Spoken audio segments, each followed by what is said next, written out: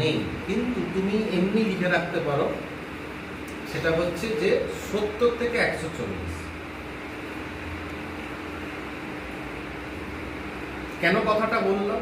তুমি যদি দেখো 70-এর নিচে, তাহলে মানে জানতে পারবে যে এটা কিন্তু হাইপোগ্লাইসেমিক হয়ে গেছে, আস্তে আস্তে ডিটোরিয়েট করছে, অর্থাৎ তার লেভেল অফ কনসিয়াসনেস কিন্তু ডিটোরিয়েট করবে আস্তে আস্তে, সে আনকনসিয়াস হয়ে যাবে। তার মধ্যে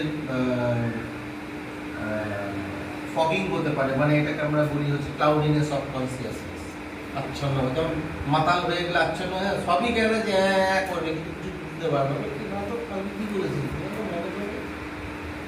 কোথায় পড়েছিল, নর্দমার ধারে না বিছনায় না ছাদে, কিছুই বলতে পারবে না।